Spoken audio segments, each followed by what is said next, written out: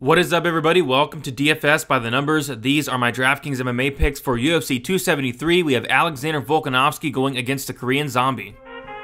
I need all the wins, yeah. Harder than all that is. You better move, you might get knocked out. Knocked out. You better move, you might get knocked out. Knocked out. You better move, you might get knocked out. Knocked out.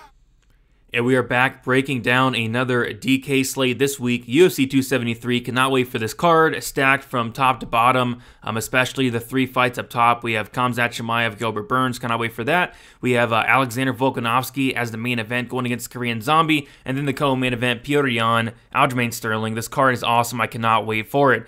Before we get started, since this is such an awesome card, I'm going to be doing a giveaway.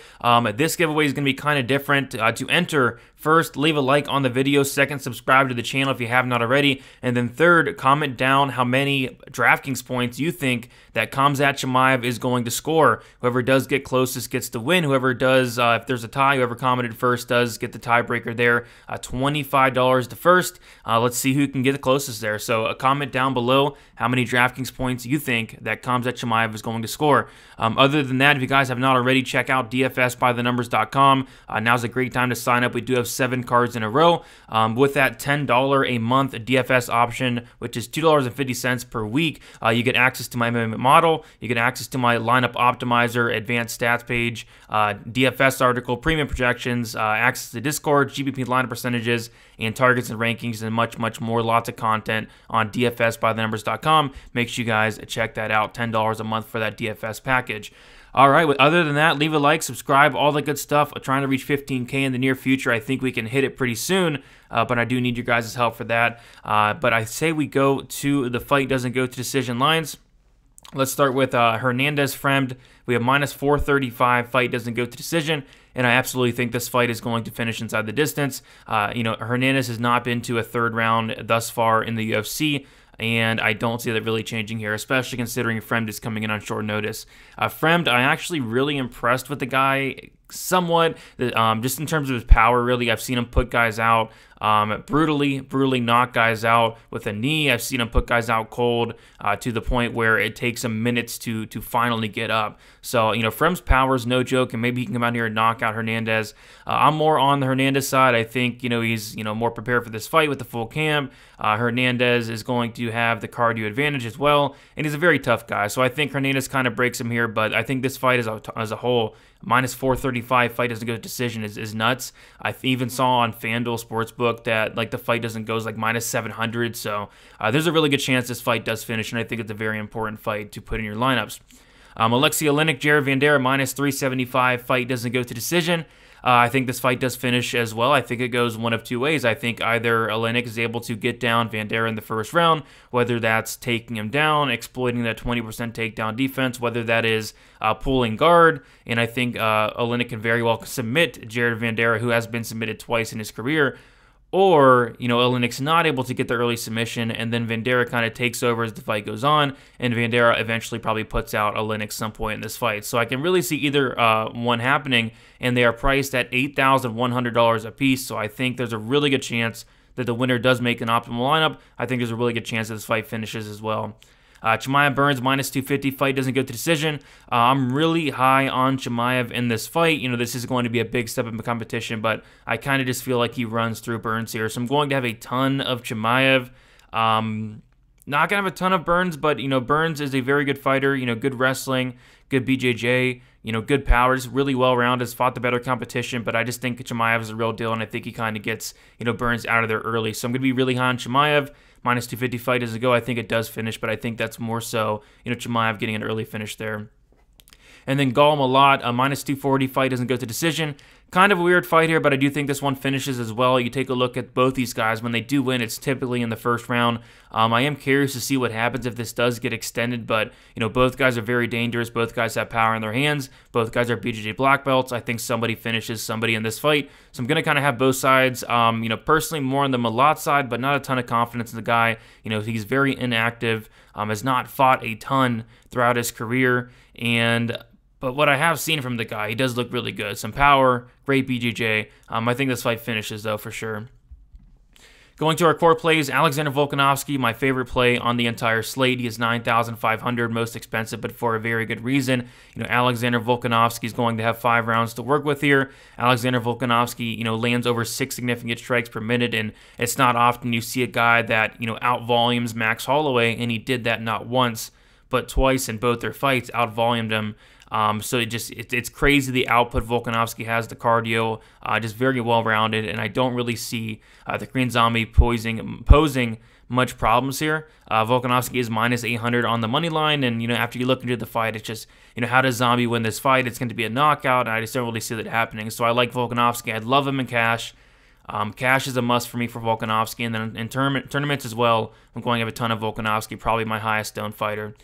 Mark Madsen, 7,800. We do need some dogs here since we are going to play, Chimaev, Volkanovski, Petr Yan, and Mark Madsen is probably my favorite dog on the slate. There are some concerns with Mark Madsen. Well, first of all, he's an Olympic caliber wrestler, Olympic wrestling background, and he's going against Vince Pichel, who does have on paper a 25% takedown defense. Pichel has also been taken down 15 times in his last 4 fights. So I think Madsen absolutely can get takedowns, and a lot of them. It's just, as the fight goes on, what is his cardio going to look like? And that is the one scary thing. But I think Mark Madsen in a win scores a ton of DraftKings points. So give me Mark Madsen here as a core play, probably going to be my highest owned dog. Anthony Hernandez, 8,700. This is kind of a weird one, but like we talked about in the last section, this fight's probably going to finish inside the distance. It's like minus 700 on FanDuel for it to not for it to not go the distance.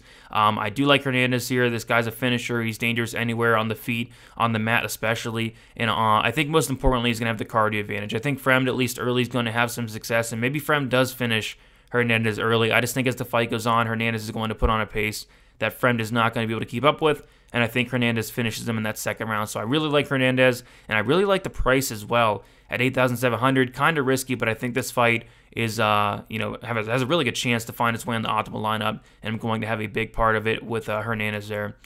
And then Petr Yan, 9,300. Kind of the same thing as Volkanovski, just a very well-rounded fighter.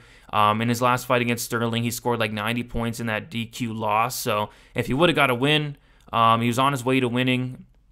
I think he would have scored a ton, over 120 at the very least in that fight. But yeah, I do like Yan here quite a bit. He got 7 for 7 on takedowns in his fight against Sterling as well. Takedown upside, control time upside, striking upside, lots of volume. I think it'll be a, semi-competitive fight, at least early on. I just see Yan taking over as the fight goes on.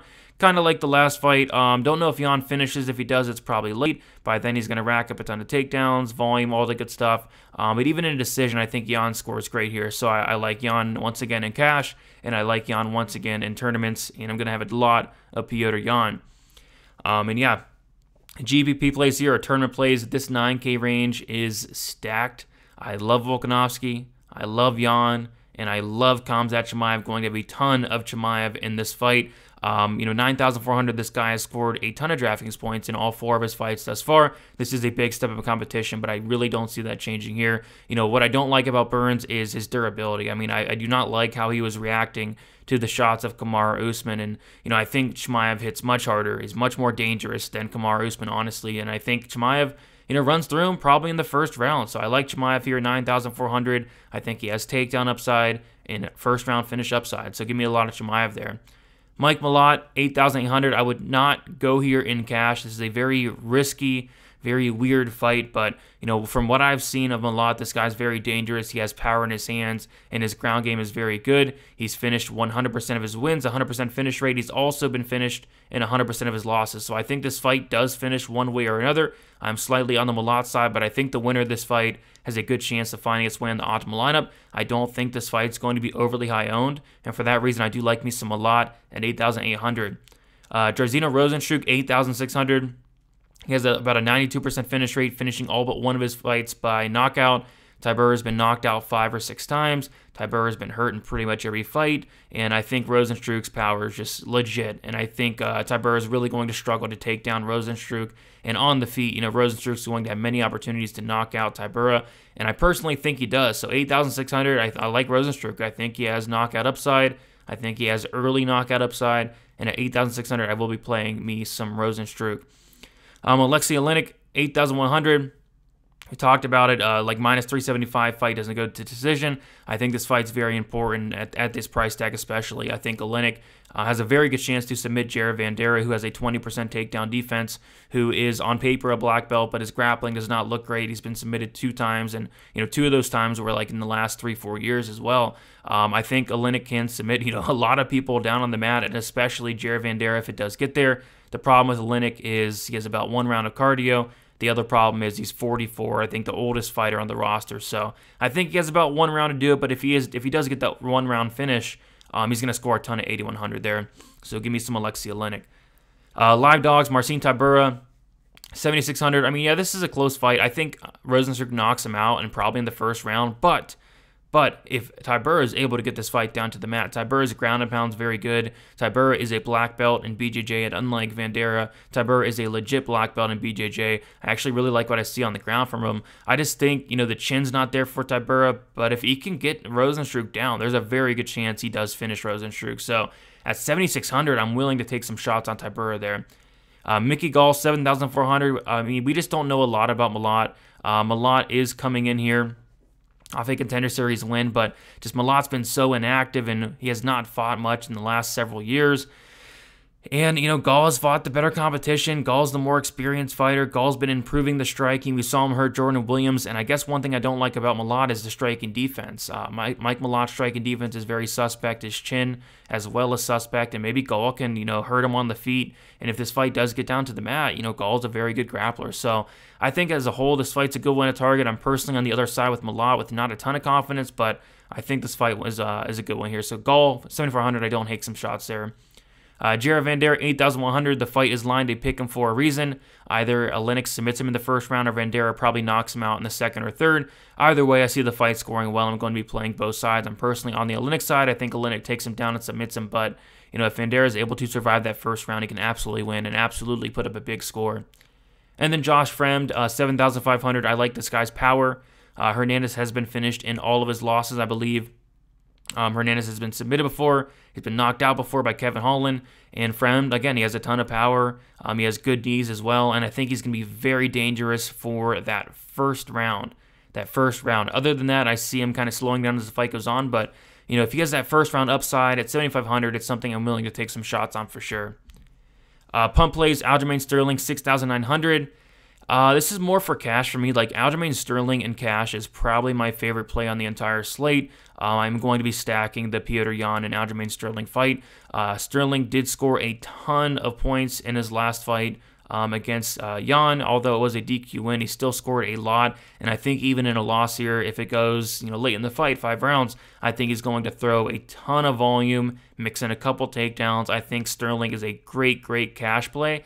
If you think he can win the fight, which I guess he could win the fight, but I'm more so Yan kind of rolls here. But if you think he can win the fight, in tournaments, he has a huge ceiling and a win here. But I personally do think he loses. This is more of a cash game play for me. I really like Sterling and cash here. And then Daniel Santos, 7,200, newcomer.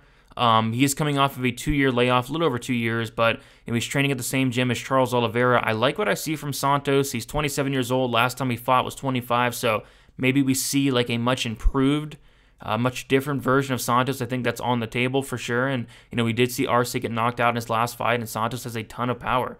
I've seen Santos knock out a lot of guys, mostly spinning back kicks to the body, but, Santos is dangerous. And if he has leveled up, it could be somebody to look at. First fight of the night here. I don't hate a couple shots on Santos. Not saying he wins.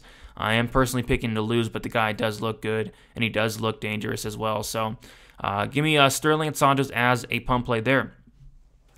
Next, we have the fades. Raquel Pennington, probably easy fade here, 8,900 going against Aspen Ladd. Pennington, not much of a finisher whatsoever. And, if Ladd comes in, looking good on the scale, maybe Ladd can win this fight. Like, if Ladd can get the fight down to the mat, get on top of Pennington, Ladd's ground and pound is very good. Her top control is very good.